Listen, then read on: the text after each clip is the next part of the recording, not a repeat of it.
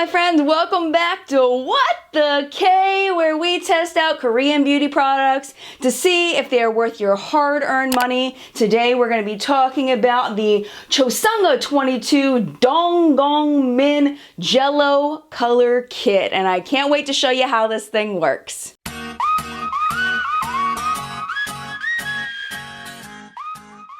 I just got back from the eye mats in New York. I had a great time. I have a ton of stuff to show you. I'm thinking about filming a whole video, just like a haul video, as like a way for me to show you what I got, to see what you're most interested in me focusing on for a review, because it's more important for me to ask you what you want rather than me to just do what I want, because it's all about what's helpful for you. I think I am going to do an eye mats haul sometime this week and show you everything that I got. But that's not what this video is about. This video is about Chosungah 22 and this Gong Minn JELLO Color Kit. It has a very silly name and there's a very silly product inside. The only place I know of that you can get this is Sephora.com. It is $39 and you get 6 eyeshadows inside. As you can see, they kind of transfer over to the mirror a little bit. They are dimethicone based, so they've got this like squishy kind of feeling to them. A little color poppy, but a little bit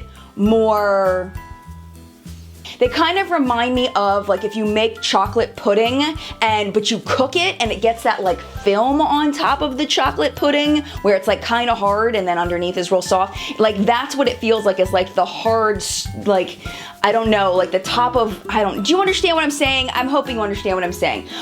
But then color comes off. So I'm gonna go ahead and show you swatches right now of these. As you can see, they are very lightly pigmented. There isn't a whole lot of pigmentation and you're gonna see that in the application in just a minute. The brush swatches don't help them much. So in this video, I'm going to be showing you the fingertip application because I personally feel like that's the best way to apply it and that's the way that's recommended by Chosungah 22 on their website. But before we do the demo, I want to tell you a little bit about the product from Sephora. It says that it's a moist and fluffy jelly-like formula. It works like a cushion that clings to the skin around your eyes. The Gong Minn JELLO Color Eyeshadow Palette features natural-looking eye makeup that perfectly blends in with matte and pearl sparkling shades. These shadows are perfect for glamorous looks. Create a variety of eye makeup styles. A matte finish, shaded effect, or sparkling pearl, infused with nourishing argan oil shea butter, and it precisely adheres to the eyes without creasing, and we're going to talk about that. So you get the 6 eyeshadows in here. They are about 2 grams a piece. They're 1.98 grams a piece, leading this palette to be $3.28 per gram, which is about middle of the range for Sephora brand pricing. It's not inexpensive, it's not expensive, it just kind of falls in the middle. This product is made in Korea. There's no indication anywhere that this brand is cruelty-free, so I am assuming that they are not cruelty-free. It is also not vegan because there is carmine in some of the shadows. Like I was mentioning earlier, dimethicone is the #1 ingredient in this product. There's tons of silicones in this product. There's also mineral oil in this product. So if you have dry lids, this would probably be a good one for you to try for that purpose, but hold off, don't buy it yet.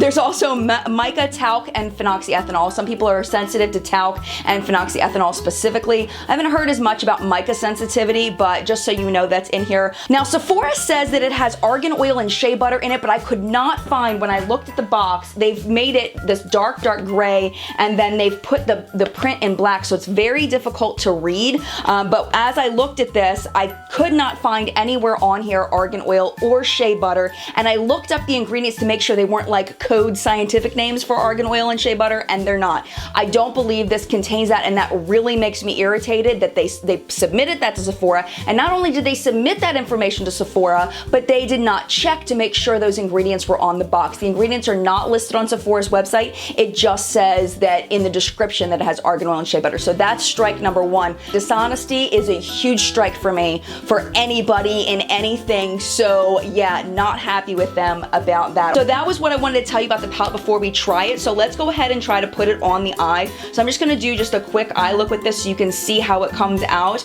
And I'll just tell you ahead of time, I'm not happy with this. So we're gonna put this shade right here all over the lid. I have no primer on. I found that with a primer they just slip and slide, but we're gonna do it with no primer just to show you. And you can see there is a little bit of Hopefully you guys can see, hopefully I can zoom in enough for you guys to see. There's a little bit of pigmentation, which is nice. It's very, very natural looking pigmentation.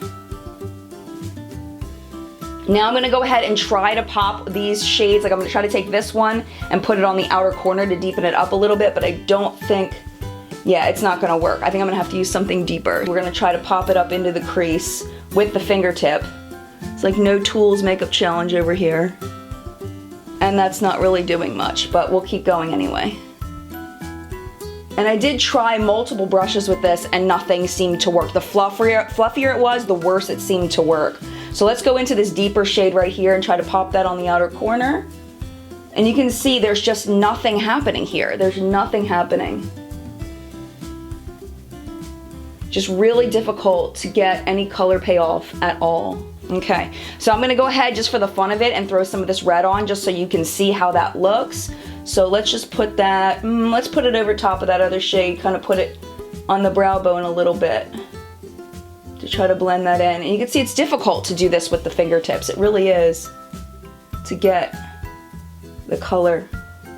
Actually, that doesn't look too bad.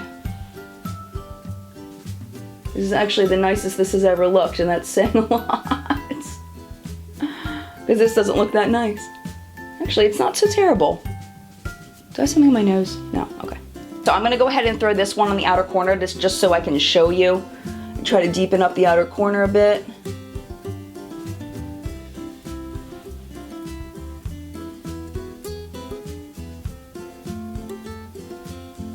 And just for fun, we'll go into the black.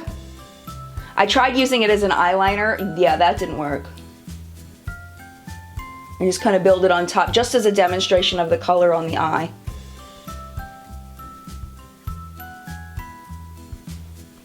Oh, a little too low.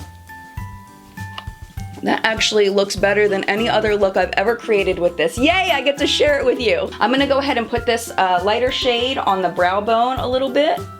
Kind of brighten up the brow bone. All right, so eyeshadow look is finished. I'm gonna go ahead and zoom in so you can see how it came out. And then I'm gonna do liner and lashes and then we'll be back to discuss. All right, since it's Sunday, I'm not doing false lashes. I'm just doing the mascara today. Oh, by the way, if you're curious what's on my lips, it is the brand new lipstick by Ishani from Total Makeup Junkie 101. She has a new cosmetic line called Rani Cosmetics. This is the shade Tattoo, and it's gorgeous, and I am loving it so far. This is the first time I've put it on, so I can't speak to wear time. I'm gonna do a full review of these at some point, but it's got like this, like, peach glitter in it. It's really cool. I've never seen anything like this. So I'm curious to see, since I haven't done like wear tests or anything, how these things are gonna work. But yeah, super excited about these lipsticks. Thank you, Ishani, for sending these to me. I appreciate it, but full review coming. So anyway, so this is how I feel. Final thoughts on the Chosungah 22. I don't like it at all. Like, I always try to find somebody that this will work for, because even the thing that I think is the junkiest product ever will work for someone. And I feel like the only people this is gonna work for are people that have really dry lids, that like a more natural look. I'm not sure if I mentioned, there is another shade selection of this. I'll put an image of it right there. And I would not recommend this from my personal taste, like what I think. It's really, really not good. I mean, you can always lay like glitters and things over top of it. It is very moist, so you might be able to like lay some shadows over top of it and make it look nice, but are you looking for a shadow base, or are you looking for a shadow look? If you're looking for a shadow base, maybe, I don't know, maybe this might work. But it also faded near to immediately. I would say within 4 hours of wearing the first 2 times I used this, it was completely gone. I mean, you could barely see any color on my eye, so I don't know if that would impact shadows that you lay over top of it. But okay, I'm interrupting the video for a minute because I decided, because I just looked in the mirror, it's been 6 hours since I filmed the video, and I just have to show you my eyeshadow. Like what? Like gone, gone, gone, gone, gone, gone. No eyeshadow left. It's called the Gong Minn. It should be the Gong Minn, because after about 4 hours, it's pretty much gone. So I just want to show you that as like an afterthought. So I'm gonna go ahead and bring you back to the regular video already in progress. But this is officially the worst product ever.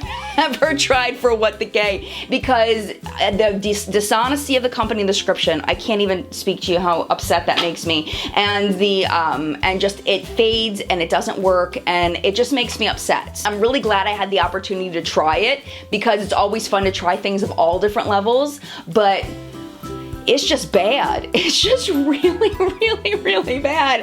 And I can't even, like, I honestly can't recommend this to anybody. I just can't. It's terrible. It's a terrible product.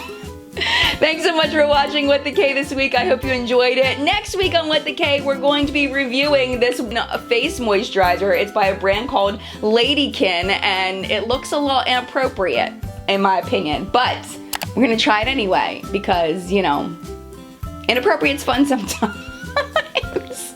But anyway, we're gonna be trying this next week. I hope you subscribe so that you can tune in. And thanks again for watching. Mad love, and I'll see you soon.